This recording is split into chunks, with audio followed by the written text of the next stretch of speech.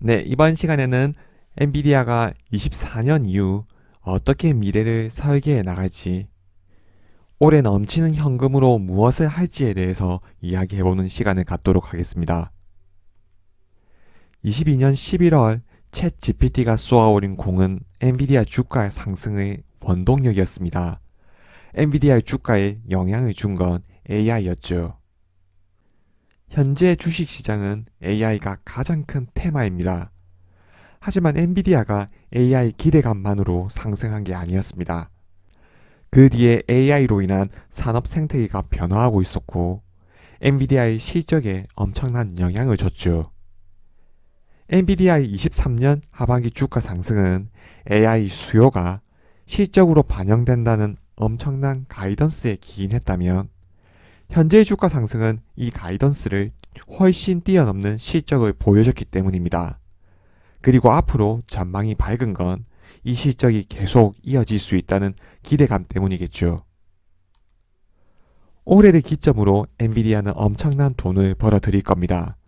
과거에도 엔비디아가 높은 밸류에이션을 받을 수 있었던 건 독점적인 시장 지배력을 바탕으로 높은 마진율을 가져갔기 때문입니다. 하지만 최근에는 엔비디아 GPU를 줄 서서 기다리는 상황이죠. 엔비디아는 23년 한 해 동안 순이익은 전년 대비 600% 성장했습니다. 올해 순이익도 전년 대비 2배 이상 증가해서 350억 달러를 훌쩍 넘을 것으로 예상됩니다. 그리고 현금 흐름은 개선되어 곳간에 엄청난 현금이 쌓일 것입니다. 그럼 엔비디아가 이 현금을 가지고 무엇을 할까요? 엔비디아가 미래를 만들어 가는데 이게 핵심일 겁니다.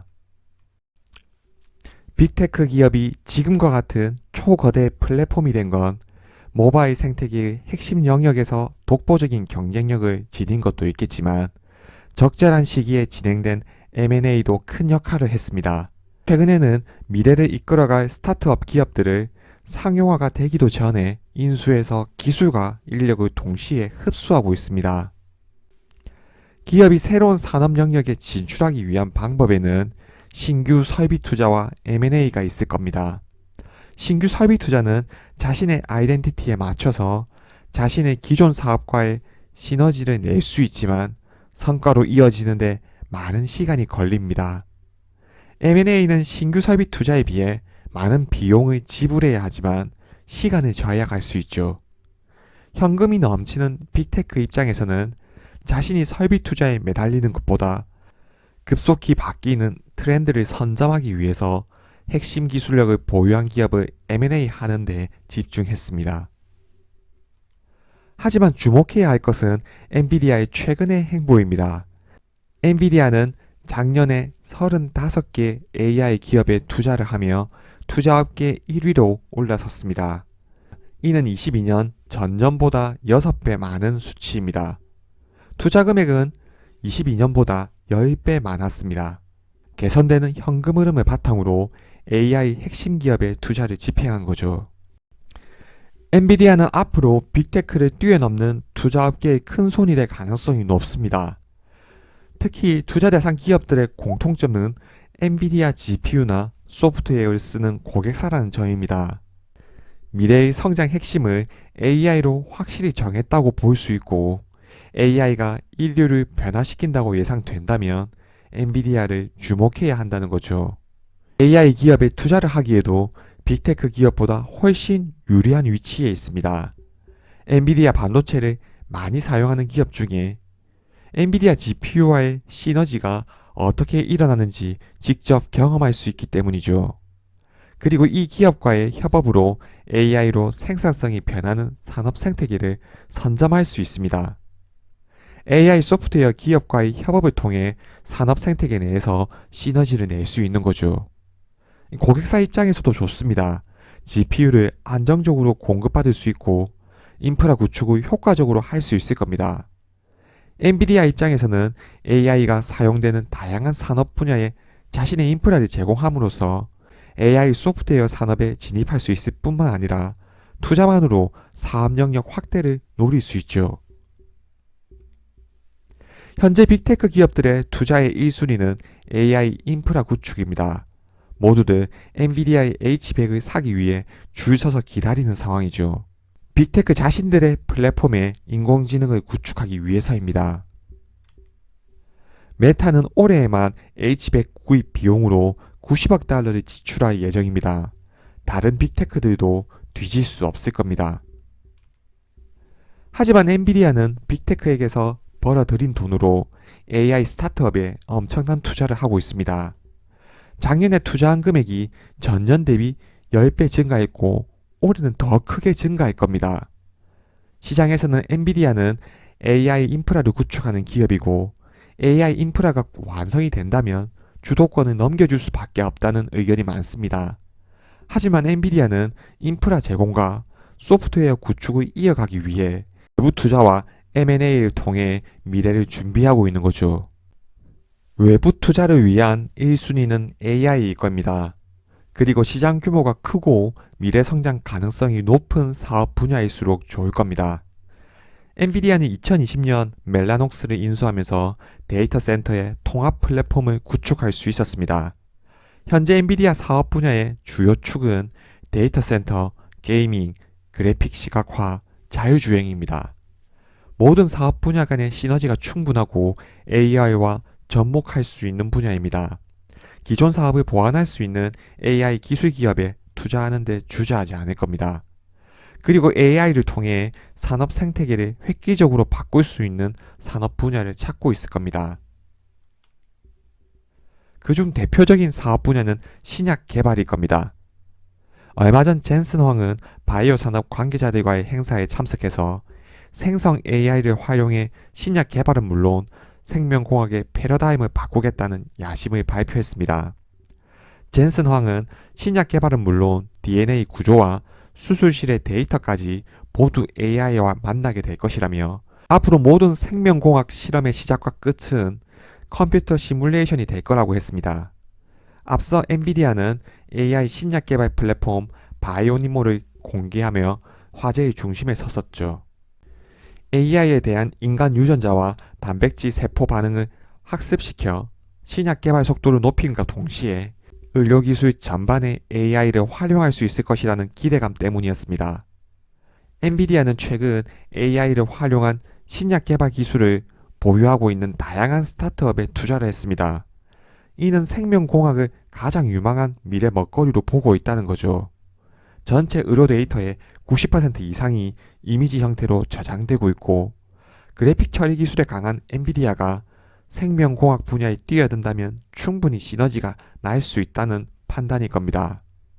올해 엔비디아가 어느 기업에 투자를 하는지 그리고 큰 금액의 M&A를 성공할 수 있을지가 관건일 겁니다. 그럼 배당과 자사주 매입은 어떻게 될까요? 경영진이 주가를 부양하는 방법은 실적만 있는 게 아닐 겁니다. 회사가 보유한 자본을 어떻게 적절한 위치에 배치하는지도 중요할 겁니다. 올 한 해 엔비디아는 과거에 경험하지 못했던 현금을 보유하게 됩니다. 가장 1순위로 기술에 대한 격차를 이어가기 위한 연구개발, 2순위로 AI 기업에 과감한 투자와 M&A를 한다면 3순위는 배당과 자사주 매입 소각일 겁니다. 배당은 과거 대비 증가할 겁니다. 여유 현금을 가지고 주주에게 환원하는 것은 어떻게 보면 당연하다고 할 수 있겠죠. 금액도 과거 대비 증가할 겁니다. 주가에도 호재로 작용할 겁니다. 하지만 자사주 매입은 일정 수준에서 제한되었으면 하는 바람입니다.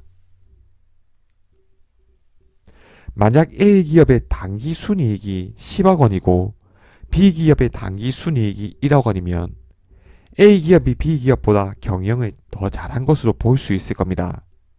그런데 A의 투자금이 100억 원이고 B의 투자금이 2억 원이라면 어떨까요? A는 100억 원을 가지고 10억 원의 이익을 냈으니 투자금액 대비 수익률은 10%일 겁니다. 반면 B는 2억 원으로 1억 원의 이익을 냈기 때문에 투자금액 대비 수익률은 50%일 겁니다. 자기 자본 이익률을 봤을 때 A보다 B의 경영 성과가 훨씬 나은 거죠. 이렇게 투자금액 대비 이익을 계산하는 것이 주당 순이익입니다. 투자 금액은 주주들이 주식을 사면서 기업에 투입하는 현금이므로 기업의 주식 수와 비례할 겁니다. 따라서 주식 한 주당 이익을 계산하는 주당 순이익을 계산하면 투자 금액 대비 이익을 계산하는 것과 동일하다는 거죠. 그럼 주주 입장에서 자사주 매입, 소각을 통해 이익을 얻으려면 엔비디아가 다른 기업보다 시장 가치가 저평가된 상황이어야 할 겁니다. 경영진이 엔비디아의 가치가 시장 가치보다 더 낮게 평가되고 있고 미래 기술에 투자하는 것보다 현재의 주가에 투자하는 것이 더 효과적이라는 것을 증명할 수 있어야 할 겁니다. 자사주 매입은 공짜가 아닙니다. 회사의 현금을 태우는 일이기 때문입니다. 워런 버핏도 버크셔 해서웨이의 자사주 매입 방침을 PBR 1.3배 미만으로 정해놨습니다. 이는 PBR 1.3배 미만이면 다른 회사에 투자하는 것보다 버크셔 해서웨이의 주가가 가장 저평가됐다는 의미이고 다른 회사에 투자하는 것보다 자사주 매입이 훨씬 효과적이라는 것을 의미할 겁니다. 미국의 팡이라고 불리는 전통 빅테크 중에 자사주 매입 소각에 적극적인 회사는 애플이 유일할 겁니다. 구글, 아마존, 메타 등은 배당과 자사주 매입에는 관심이 없습니다. 대표적인 성장주로서 회사에 유보된 현금으로 자사주를 매입하는 것보다 더 많은 투자와 기술 개발을 통해 회사를 더 성장시킬 수 있다는 확신이 있기 때문일 겁니다. 다음은 엔비디아의 역사적 PBR 밴드입니다.